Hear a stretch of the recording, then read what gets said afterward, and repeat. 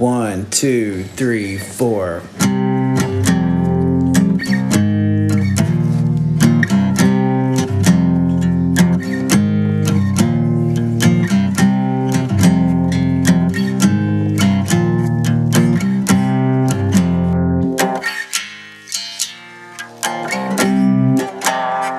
What is up? Welcome back to the Hauntological Society, the place where we talk about paranormal shit, Bigfoot, cryptids, ghosts, all that good stuff. I am your ghost host. I'm Eric, and with me is always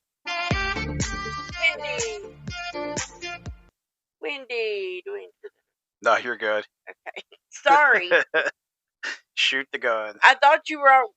Did you do the music now? Yeah, I did the music. Oh, well, I didn't know. So normally you're like... I know. I hadn't given you the cue yet. I thought that's why you was looking at me. My bad. You're good. How's it going? Doing good. How about you? Pretty good. Pretty good. Good to see you. Good to see you too. Haven't seen you in about 5 minutes. Oh, here we are back podcasting again. So on our Facebook page, I put out a listener poll. If you're not a member of our Facebook page, you don't follow us there, and Instagram, go follow us. You can take part in these little fun events. I gave the listeners the opportunity to choose the subject today, and it was ghost or cryptid, and the unanimous decision was cryptid. I say unanimous. It was like 3-2 or some shit like that. Yeah. 1 to 1 and flip the coin. If it was gonna tie, I was gonna make you be the tiebreaker. And anytime cryptid wins out, it's always going to be a Bigfoot episode. That's not true. That'll be 99.99013%. Oh, we got some more cryptids to do. I already had this one written up, so. Told you. Oh. I can't help it. My squatch loves Sasquatches. Anybody's over on the Facebook page, I don't know if you noticed or not, but Wendy did comment on there, so everybody go say hello to Wendy on the Facebook page. Show her some love. School's out. I have a very hyper child at home that demands being waited on and a personal servant. I don't think I've had time to get on my Facebook or social media maybe 10 minutes, and it's usually I run into giveaways on Instagram, and from there I'm lost. So I got some paranormal news for us today, and for some reason my page flipped over, and I just saw that Lonnie Anderson died. Oh, no shit. Yeah. Wow. She was 79. WKRP in Cincinnati? That's the one. Wasn't she also married to Burt Reynolds? Yeah. Yeah. I think. At one point, yeah, I think she was. Oh yeah, so paranormal news. This is interesting. So Annabelle has been in the news lately for disappearing, quote unquote. Also supposedly killing her handler, which is probably not true. Yeah, I don't think so. Yeah, definitely. But once again, Annabelle has made the headlines, but this time for a different reason. She now has a new owner. Ryan? Nope. Oh, Ryan did post about it, though. I'll talk about that. Wait a minute. Vince told me this. Yep. Somebody bought her. Who is it? It's comedian Matt Rife. Okay. Why would a comedian want a haunted Annabelle? He's actually very into the paranormal. He's been on Ghost Adventures before and other shows. Okay. But he's actually very into it. And it's actually kind of a good thing, possibly, because... Well, let me read this article and then I'll talk about it. Yeah, let's hear it. This is on USA Today. There's a lot of articles if you want to go look it up. But it says, no joke, Matt Rife may be conjuring up more than laughs. The comedian 29 announced on Instagram that he and YouTuber Elton Castee have purchased the former home of Ed and Lorraine Warren, the paranormal investigators depicted in the Conjuring film. Rife also said he is now the legal guardian for at least the next 5 years of the Warrens' entire haunted collection, including the supposedly haunted Annabelle doll, and he shared a photo of himself and Castee posing in front of Annabelle, a Raggedy Ann doll that was alleged to have been possessed in one of the Warrens' most famous cases. He says, we do not legally own the items, but we are legal guardians and caretakers of the items. Rife said in the video. He added that the fans will be able to book a night or a weekend in the Warrens' former home, and it will be operated as an Airbnb, the comedian wrote on Instagram. So, How old is this dude? 29. Okay. So, I'll stop right there. There's more in the article. Like I said, you can go look it up if you want to. But I think it's pretty interesting that he's going to at least open it up for people to come stay at the Warrens' house. That's kind of cool. Right. Whether you like the Warrens or not, it is interesting that he's opening that up and allowing people to come in there. And I guess I'm assuming that it means you can investigate there as well. Okay, so they're not owners; they're handlers.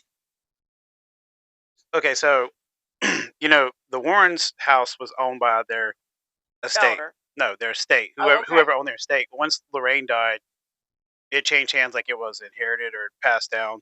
And Nesper, which is their paranormal team, Okay. which is the New England Society of Psychic Research, Psychic Paranormal Research, or something like that. Yeah, Psychic Paranormal Research. That's right.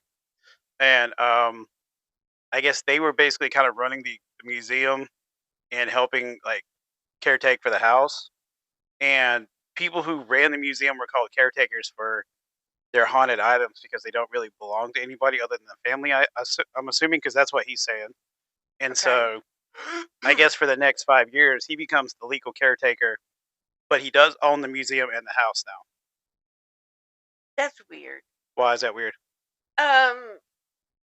Because he gets to be the care handler, Mhm. whatever, for the next 5 years. Yeah. So they're leasing it out? No, he owns it. But I guess they're allowing him the ability to hold on to the haunted objects for at least 5 years to use it at his Airbnb, which could be extended depending on how he uses it. But the museum is in the house, right? It's like next to the house. Okay. If you look at like we watched the Sam and Colby video, they pulled into like what looked like a driveway. The house is literally like right here in their haunted museum or whatever is right here. Okay. I just I wasn't understanding that when you said for the next 5 years. Yeah, it just means that they're not giving him Annabelle, but they're going to allow him to take care of her for 5 years. Okay. And he owns the museum. Yeah. What about the if he owns the museum, then he owns the belongings, right? Unless they take it out. Well, for now, the belongings are transferred, but they're not a permanent transfer that I know of. Okay. That's what I'm saying. Like, he might not own all the haunted. I'm sure the paranormal, the psychic team, the paranormal team doesn't want to give up the haunted objects. They want to probably keep those in their group or whatever. But they're allowing him to, I guess, keep it so it's on the property where they've always been. Maybe that's the thing. Maybe they don't want it to leave the property. Well, I was going to say, because if not, then I guess they need to start divvying them up or getting them out of there. Or maybe maybe that they are going to take 5 years to find a new spot for them to live permanently after, since they've had belongings. The haunted objects, okay. Since they've had to sell the property. Like fix a new, find a new place to store the museum. Yeah. Okay, I gotcha. Yeah. So that's pretty cool. I like Matt Rife. I think he's a funny guy. I think his comedy is funny. And I like the fact that he's actually into the paranormal. So maybe he'll do some right. Okay, cool. Hopefully it'll be handled better than the actual Conjuring House, because that place is a shit show right now. Is it? Yeah. Did you not hear about all this? No. I mean, I know that Satori and Cody and Satori quit, right? Well, that's like that. Yeah, that's been there's been a lot more since then. So the person who owned it, I guess she was giving them a bunch of shit. The older lady. Yeah. Okay. And they ended up leaving, and then because I originally thought maybe they were leaving because they were catching flack for the Sam and Colby thing, but I think it's more they were having problems from the owners of the house, and then she started like a personal war with Jason Hawes, like over over social media, like calling him out, like just I guess because he's associated with Satori, he just got brought into it, and Okay. so she started this feud with him, and he's on social media. He's like, look, I got nothing to do with this lady. I don't know what her deal is, but I don't support her in any way. I didn't cause her any problems otherwise, and I wash my hands of this. This is not me. And then he told people that if she's going to continue to act like this, to not support the Conjuring House because it's not being run properly. Right. And so I guess people listen and they shut it down. And she's basically like, who knows what's going to happen to the Conjuring House now? I think she's had to close it down. I don't know exactly what's going on with her owning it. She was trying to sell it at one point. Um, it doesn't look like anybody's able to go there right now. It's kind of like up in the air, and it really fucking sucks because that's a cool property. It is a cool property, and I think there's some cool stories there. However, it's not anything compared to the Hollywood movies Definitely not. that it was made to be. Because we've watched people investigate it, Yeah. and kids are not getting, like, the beds are not shaken, or um getting drugged down halls or anything like that. I think it's maybe just the people at the right was there at the right time to cause the shit to happen. Yeah. That's what I'm trying to say. Andrea Perrin, who's the most outspoken of the Perrin children, Mhm. she believes that it was almost like alien type activity. She didn't say that UAPs were coming down, but she thinks that maybe it could have been interdimensionals because she kind of leans more towards that side of the fence as opposed to it being like an actual straight up haunting. Damn. Yeah. If you listen to her talk, she has some very interesting take on everything. Her story is really cool. She's actually been touring around quite a bit lately. I don't know if she's got a new book out or not, but she's been moving about, so that's pretty cool. Well, and I was gonna say, I feel like when you get in the limelight with something like that, and you start kind of monetizing off of it, um, I guess it helps to keep shit stirred up because that keeps a pad in the pocket. You talk about the parents or the people that own the Conjuring House? All of them. The parents, I don't think are that way. I don't believe that they are trying to. I'm sure they're making money off of it, but I don't believe that they're trying to monetize it like that. Because when you listen to Andrea Perrin talk, she seems like she's actually more trying to educate people than she's trying to, say, well, uh, go buy this book and read what I'm saying, and you'll understand it better, or go to the house and buy an investigation or whatever. It's more about she's just trying to keep the story alive. I think her because her sisters don't really come out and say too much. They kind of stay quiet. She's the one that goes out and talks. But I feel like I said, I kind of feel like she has to do it because it might give her some sense of like security or something to keep that story alive because it involved her family, and I Right. guess she just wants that story out there for other people to hear. I don't know. I support her. I think she's good, but that lady who was running the Conjuring, like if you read her post and the things that she put out, there's a lot of crazy I'll shit. have to look her up. I mean, Yeah.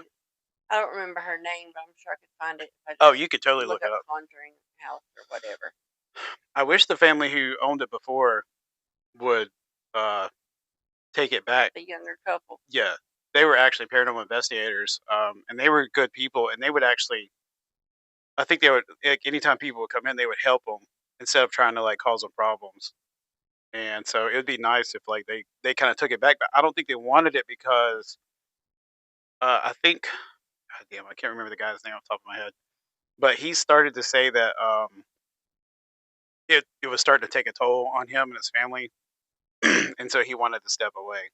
Well, I mean, imagine owning this property that everybody is always wanting to come investigate, come investigate, come Yeah. investigate. I mean, that's bothersome as it is. Yeah, They weren't living there, correct? they did for a while. Okay. And so when people come to investigate, you have to go so they can investigate or whatever. I imagine that is like a. I mean, yeah, it'd be a cool item, I guess, to own, but it would also be a headache. We should watch. Do you remember? I don't know if you remember. We watched it. We watched it a while ago. There's a thing called Sleepless Unrest, and it's Brian and Rochelle, who were part of the Ghost Hunter team when Grant took over for a while, and um, they went to the Conjuring house with that couple, and they stayed there for a week to document it. I And think I remember that. We might have to go back and watch that. yeah, it's definitely worth rewatching. We could definitely check it out. But the people who were living there at the time, and they were in the house while they were investigating. It was actually taking part in the investigation with them. And they allowed them to open the attic or a door that had been sealed that they hadn't opened. So that was pretty interesting. Mm. The old Conjuring house. Be nice if there was like a place like that close by here that we could go stay at. Tragic. Oh, Sorry Lord. about that. Man, I don't know if I have any more paranormal news Breaking or anything. news? Yeah, I was trying to think if I saw anything else coming up. I think that's it. Man, speaking of our Facebook page, before I get into this, damn, that page is growing. We are getting like a lot of people joining up like every single day, and that's pretty Cool. that's pretty That's cool. awesome. I hope we continue to grow. So be sure and tell your friends that they need to get their ass over there. Literally say that. Get your ass over there. All right. So today we have a surprise Bigfoot story. Wink, wink. Shut up. I got 2 ghost stories here written up already, but I'm going to do the Bigfoot story because the people have spoken. Let's hear it for you too. At least they spoke up. What do you think you would do, or how would you feel if you were out in the woods and you were being attacked by a group of unknown animals? As in rocks being thrown at your house, banging on the walls, them trying to get in the door. I would probably try to call 911. I mean, seriously, if I didn't have like, I guess I would try to find like the sharpest knives, the biggest ball bats, swords, machetes, whatever I've got inside my home. Yeah, I'd probably freak the fuck out. Yeah, these guys were mining in Washington State. They were down in a canyon nestled at the foothills of Mount St. Helens, far away from civilization, in the early 1900s with no telephones, no cell phones, no internet, and a group of Sasquatches were trying to attack them. Yep. Did they? Yeah, they did. Did they live? Yeah. Well, I guess. They told the story. Told the story, Yeah. right. We're going to get into it, but there's Let's a lot hear to it. it. This is the attack on Ape Canyon, and it is notably called Ape Canyon because of the attack itself. Now, I'm gonna look up what it was called before, but attack on Canyon called. Let's see here. Before it was Ape Canyon. Wow.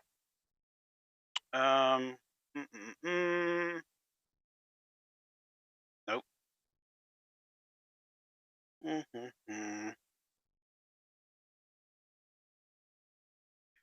Do. The canyon was known as Ape Canyon. Was once called. Oh, it was once called Goat Gorge. Wow. Okay. It went from being called Goat Gorge to Ape Canyon. Slight improvement there. Oh man, I'm gonna go on up the Goat Gorge and try to find me some gold. Time for some damn nuggets. Oh man. All right.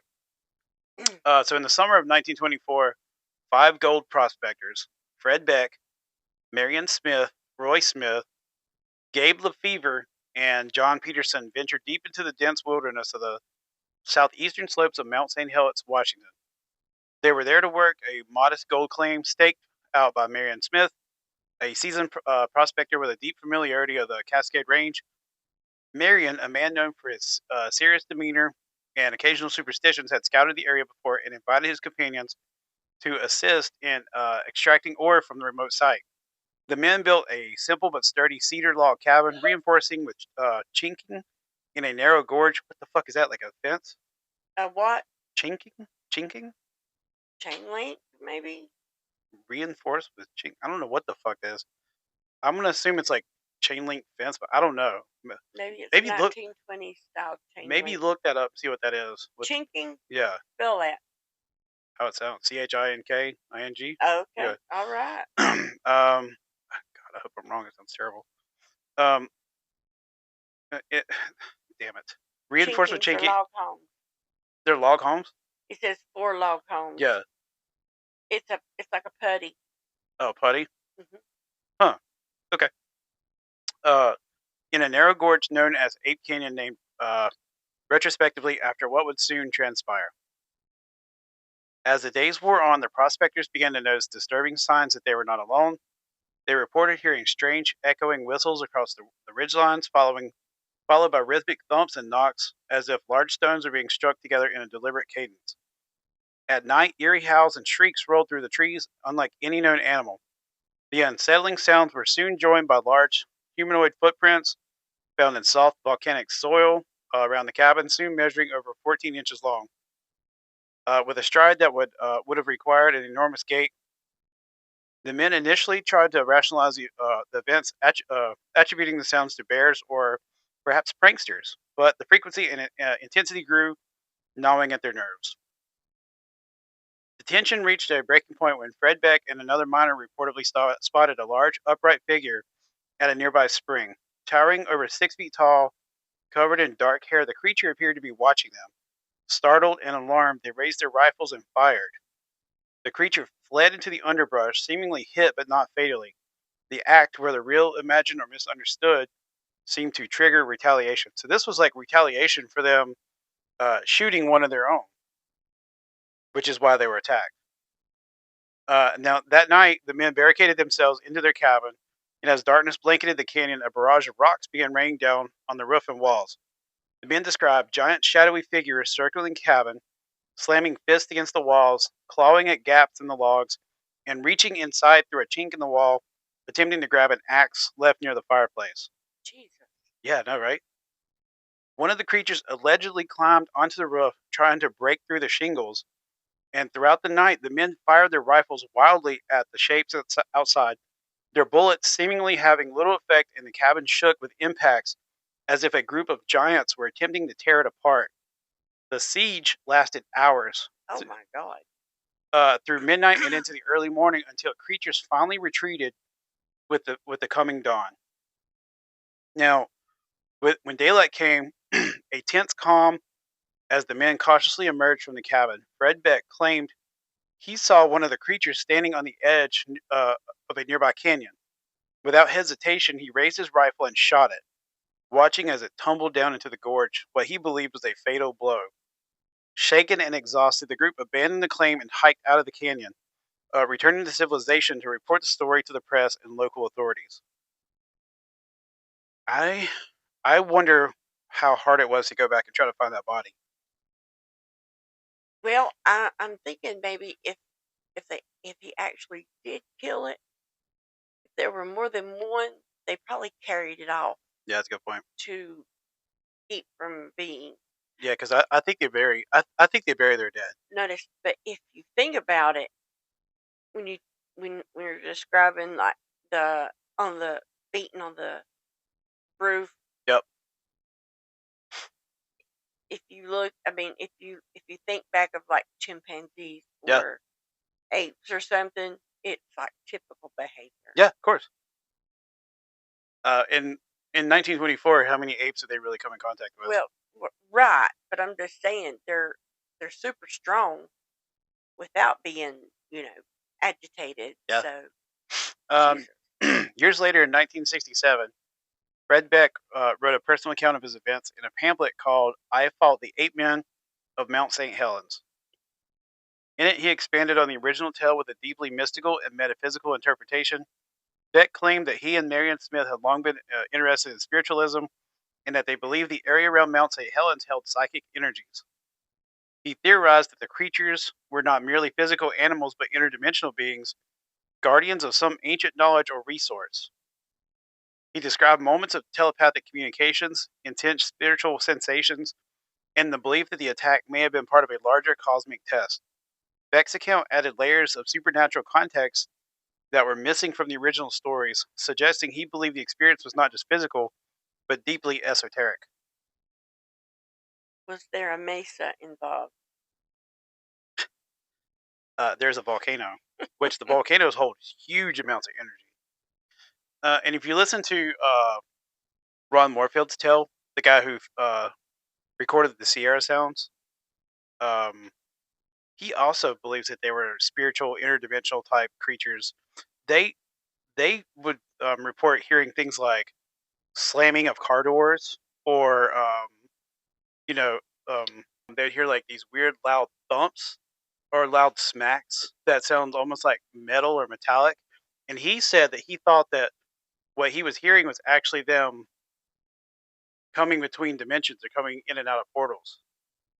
There's a lot of these weird reports of like Bigfoots where they hear like car doors slamming, or not just like trees knocking, but like actual like that smack that you hear when you hear a car door shut. Interesting. Yeah. Decades later, in 2013, researcher Mark Mersell and his team claimed to have located the original cabin site based on Beck's description and topographic clues. They uncovered remnants of an old structure, including rusted nails, shattered glass, and mining tools. I think that's in a documentary where they find it. I can't remember what the documentary is, but they do go back and look for this. And I think they either take people back to the supposed site, or they take them with them when they find it. But you have to like hike there. It's like so hard to get to. You almost have to rappel down the side of the mountain to get to where the cabin was. Yeah, so they were in there.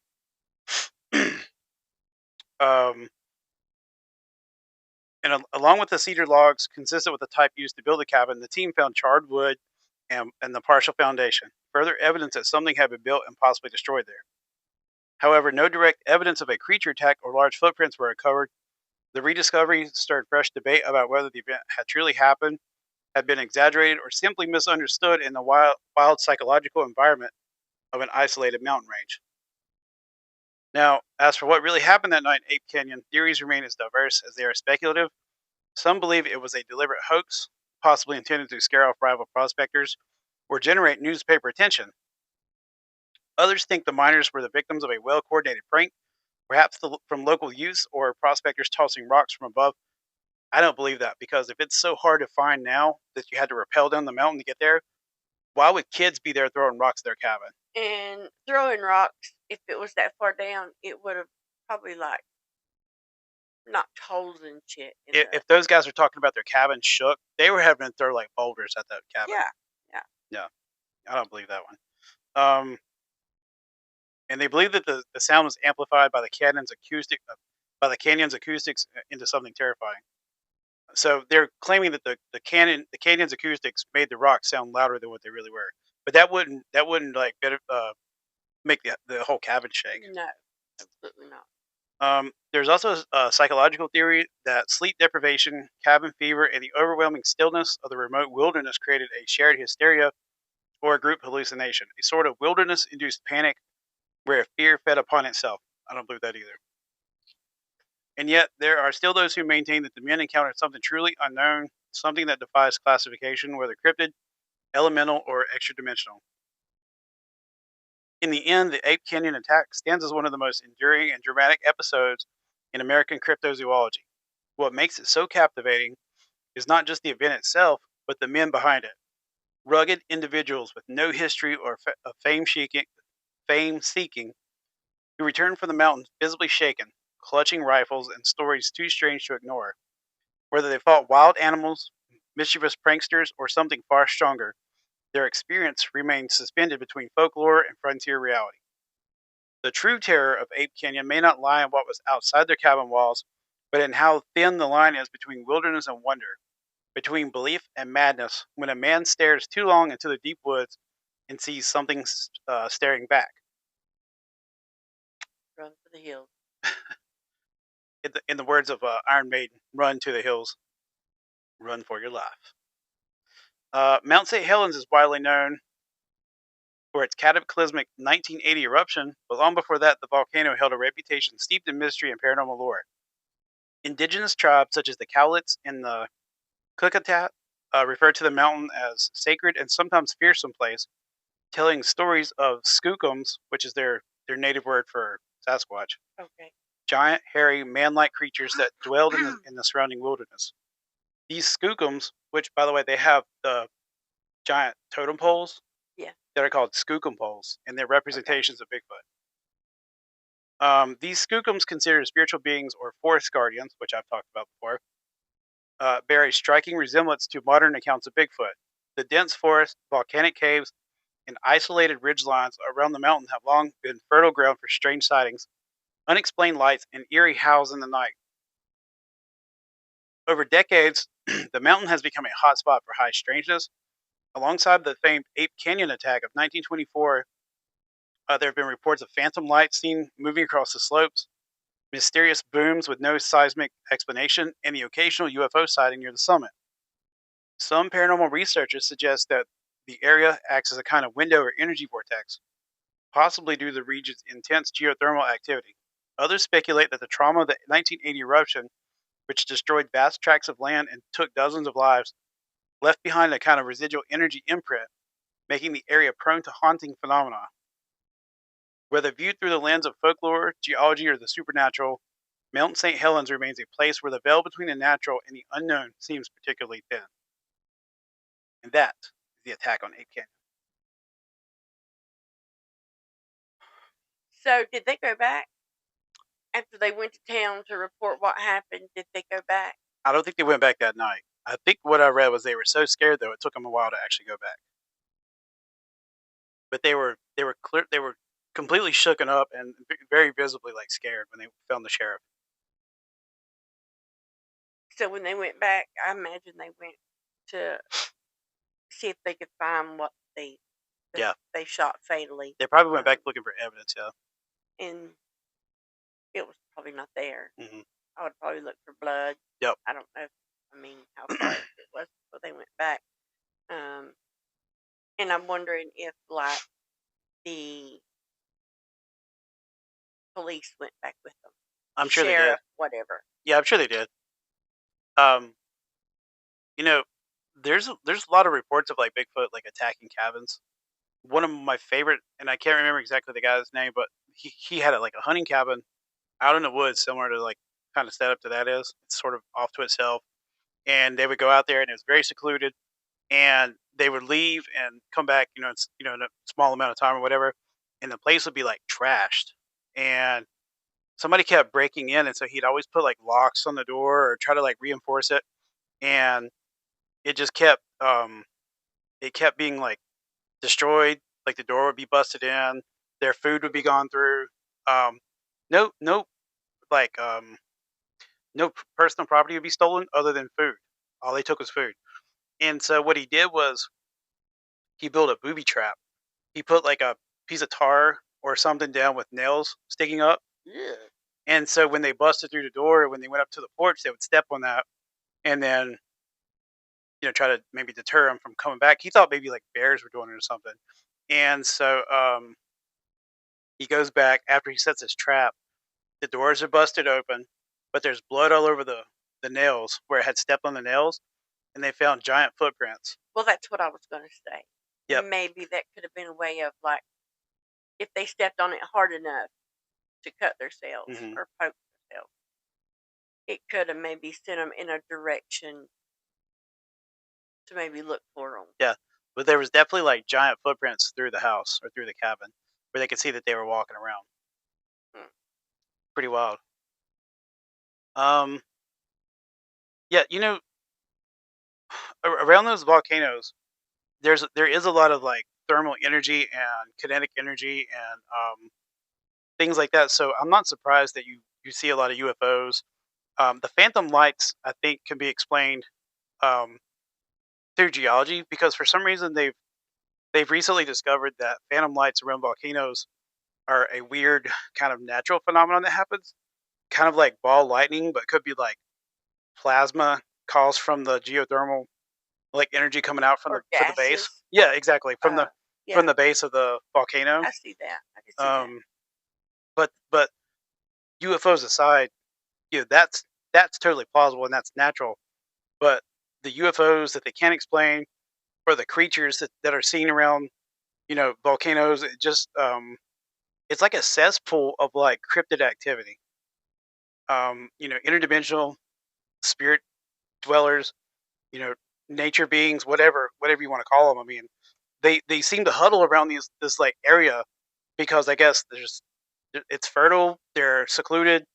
I mean, And that was in Washington, right? that's in Washington. Where there's a lot of woods. That's the home of that's the hub of Sasquatch. And an easy escape Yeah. into Canada if, you know, somebody's caught on their trail.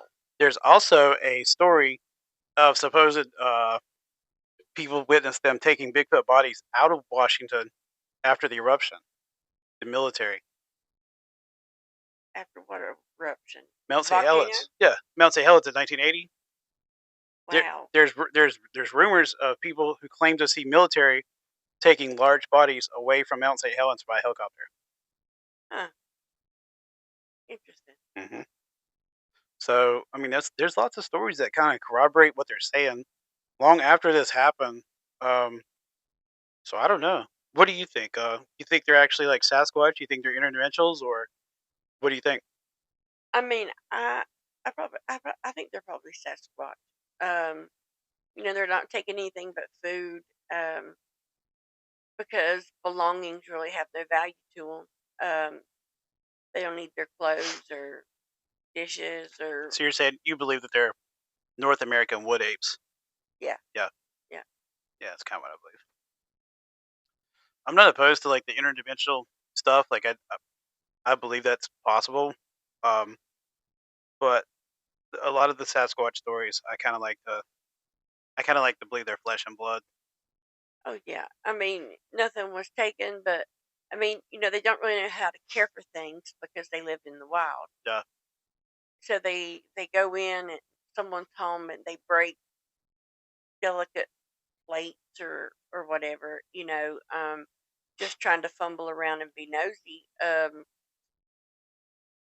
Maybe food was scarce, and so they decided to go ding dong ditching. yeah. They're retaliating because they got shot. Um, that he shot one of the Sasquatch. Oh, I thought this is when they were like leaving. No, so oh, you mean like with the miners and stuff? Yes. No, so when they got there and they were like mining and doing their thing or whatever, he had an encounter with one of the creatures and he shot it. Oh. And Before the attack. before the attack, Okay. and then so he like shot at it. It like he doesn't think it killed it, but it ran off. And then it wasn't long after that it's like the group came back. Oh yeah, that was a retaliation. So it was like they were pissed off that they shot their brother, and well, now they're back to like fuck them up. Yeah, yeah, oh yeah, of course. I mean, I don't blame them, not one bit. But and then when they were leaving, he did shoot another one that he thought killed it. Okay, So that hit a fatal shot. yeah, yeah, Okay. it's crazy to think that there could possibly have been like bodies laying around up there. I mean, God, I wish we could have just got one of those. I don't believe in like the kill method of like Sasquatch or whatever, but man, it would have been cool to get one of those bodies. Well, if somebody, if ever encountered one and it charged for them or whatever, that's exactly what they're going to do. Exactly. I mean, they're just like us. I mean, they're going to protect their own, Um, I can't imagine what it would be like though to be in a cabin out in the middle of the woods and out of nowhere, just like bam, Rocks bam, being bam, thrown at your rocks, and like house. to They're see that on the ceiling. giant hand coming through to try to grab that axe or whatever. Yeah. God, that's Yeah. like something out of a horror movie.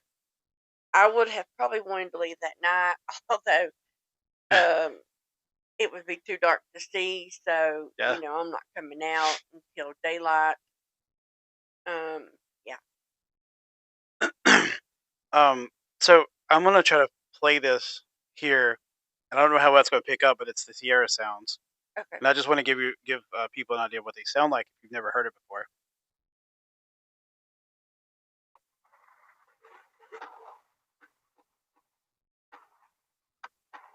That's like you can hear like that knocking. They say that's like the car door slamming noise or whatever.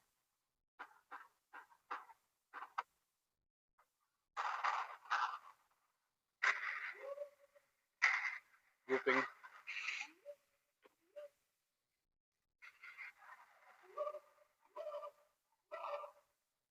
That sounds like a monkey. Yeah. Or an ape. Yeah. Yep. Listen.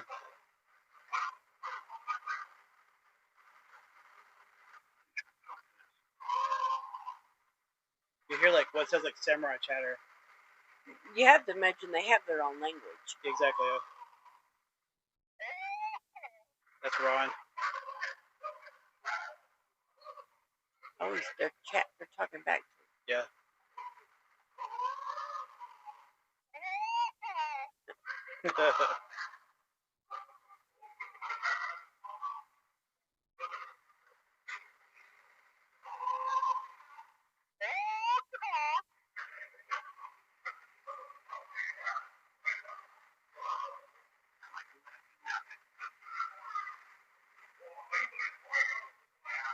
That's the samurai. Jeez.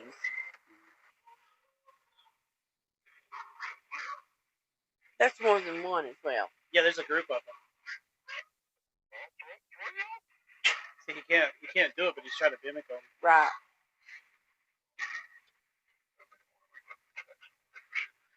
This is who?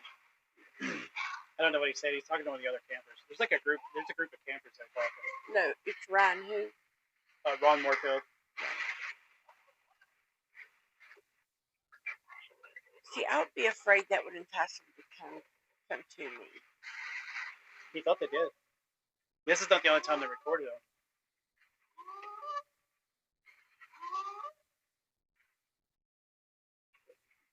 I think this is the samurai. That's the samurai chat right here.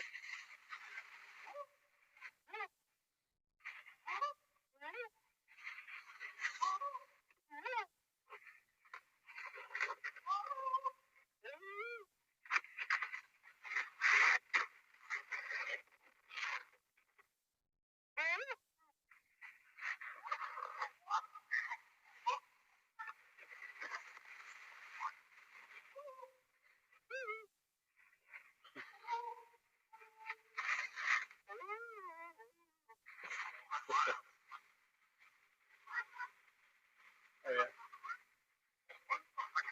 Right there. Oh, we're going for it?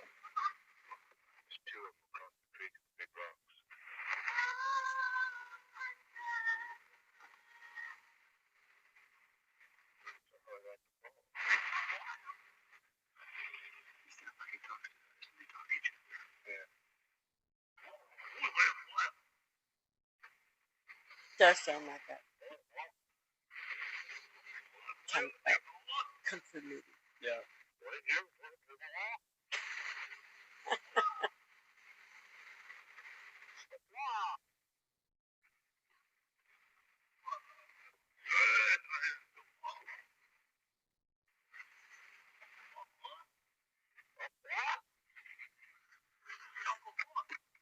Blah, blah, blah. Yeah. That's what it sounds like.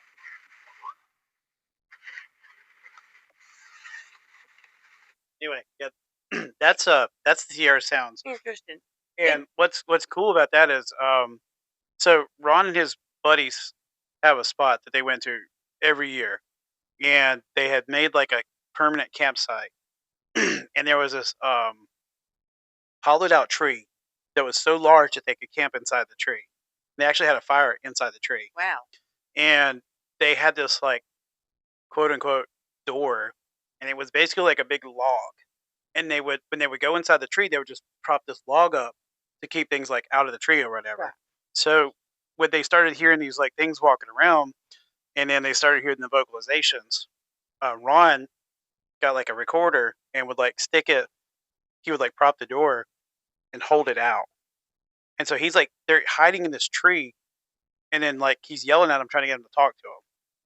And I think they were trying to. Yeah, they because when you ask Ron, he's like he believes it. You know, he knows. He says they knew we were there, and they were curious about us. So this is the 1920s account. That happened in the 60s. I was going to say, how did they record it? Yeah, in the no. 1920s? The Sierra sounds are completely different. Okay. They Look, happened in the 60s and 70s. You know, they say that it sounds like a car door. Yeah, The clanging. the or smack. whatever. Yeah, We know that they're adventurous and they like to come in and see what's been left behind. yeah, It could be that maybe like a mining sign yeah. or a danger, do not enter. You know, they found a piece of metal that they're banking with Yeah, that's possible. with a sticker or something. Chimps would take two rocks and beat them Yes. together. Yes. So I wondered if maybe that's what it is. Ron himself, he thinks that they're also like interdimensionals. He thinks that they're portal jumpers. So his take is interesting too. He's got a book out. If you're interested in that kind of thing, check it out. It's definitely probably worth a read. Um, but I think hearing the Sierra sounds and hearing their story, I think it kind of makes stories like the attack on Ape Canyon a little stronger. And it doesn't seem so far fetched, in my opinion. Well, it's also not a secluded group of people. I mean, it's a widespread phenomenon that Yeah, people see, you know. yeah, So one or two, 10, 15, 20 people may be wrong, but not hundreds of people. yeah. I mean, they're seeing I mean, it's been happening for years. It's nothing new. So something. even the natives, like see it. So they know. I don't know. Um, That was a great story. Thank you. You know, by the way, there when I was listening to the Sierra sounds, there was a part where you could hear one of them scream, and he's kind of like,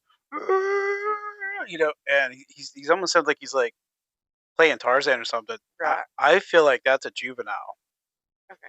because I feel like how like kids will kind of scream for their parent or something Get like a little that. riled up, maybe. I think that might be a juvenile like screaming for its like the elders or something. But the samurai sound is exactly how, like, in the Bruce Lee, "Hoo-ah, yo-wah," Oh yeah, like the sounds that they, when they're fighting. yes. Yeah, So I get where that comes from. it sounds like weird like Japanese chatter or something It like does. that. It It's does. crazy. I don't know. I wish I knew I know what it is, but I wish I could see it for real. And it's funny because in the part, at one part, it sounds like it says, like, the fuck word. Yeah, what the Or, fuck? Yeah. yeah. You have to wonder if maybe they, like, listened in on other men Oh yeah, I'm sure they. speaking and have picked up that, Yeah. some words like that. Oh, I'm sure. You know that if somebody sees a Sasquatch or hears a Sasquatch in the woods, what are you going to say? What the fuck was that? You know? Right. Yeah. And they've probably been studied from afar. Oh So yeah, 100%. I don't know. I like that story. It's one of my favorite Sasquatch stories. There's a lot of good ones. That's one of the cool ones, I think. Um, I think there's a lot of. I mean, I don't know how much physical evidence there is, but it seems like there's a lot of circumstantial evidence that kind of points to it being real. So I believe it. I can't imagine what those miners went through out there in the woods. yeah, and I don't know that I would have had the nerve to go back. Um, I'd had to post it up in town while the men went back. When the guy went back to find the cabin, the cabin's like long gone. It doesn't exist anymore. But he found like nails from that time period. He found, I think there's some tools that were there, like handles or something that he's found, or like not handles, but like the metal that's still around. And so he found a couple things that match the time period, and they're pretty sure they've got the site now, which I said. So I mean, the place existed, the time period matches. Who knows? I don't And know. they were mining for gold. They were mining for gold. I would think if you were mining for gold like way out there like that, I mean, I don't think you'd really be too awful worried about people coming and finding your claim. Yeah. So I don't know. Well, everybody, thank you for listening. Thank you for coming back. All of you coming over from the Facebook for the first time, thank you. Tell your friends, tell your buddies, because we're going to keep growing and keep doing this. And I see a lot of potential in the future, so it's good. Great. Yeah, it is great. We got Instagram. Go find us on Instagram. Check out our merch. I have a link on our Facebook page and on our Instagram page, and occasionally I'll post links about it. We have an email, the Hauntological Society at gmail.com. Somebody messaged me and asked if we have stories. Send us all your stories there, because it's easier for me to find the stories in one place so that I can organize them and gather them up, and so I can read them on the podcast. I want to read your stories. We'd like to have some listener stories, so please help us out. Or have them tell them themselves. Yeah. Send us a voice memo. Do that. We'll play you on the Or podcast. we can call them. Yeah, that too. Maybe we'll do a Zoom. Who knows? There's lots of possibilities that we can do. If you have it, please go give us a 5-star review wherever you listen, because the more 5-star reviews we get, the more that our podcast is shared through the algorithm, so it helps us find new listeners. So it means a lot to our podcast for you to give us 5-star reviews. Just leaving comments, it doesn't do it. We got to have the 5-star reviews. So please go give us our 5-star reviews to help us out. I was trying to think of what it is they always say. Like that. Click like, subscribe, and turn those hit that bell for alerts. Turn your notifications Yeah. on so that you don't miss another video drop. Yeah. But it's like, hit that like button. Shit. I'll know it by next time. Yes, you will. Yeah, do turn your alerts on though, because it helps you know when we've dropped the newest episode. And if you haven't listened to all our episodes, go back and check out those old ones, because we got quite a catalog. Helps us out. You do. The more our stuff is listened to, the more it really helps us out. So do your part. We'll do our part. Keep giving you stories to listen to. We sound a little rough in the first couple episodes, but Yeah, it's a growing experience. we're learning.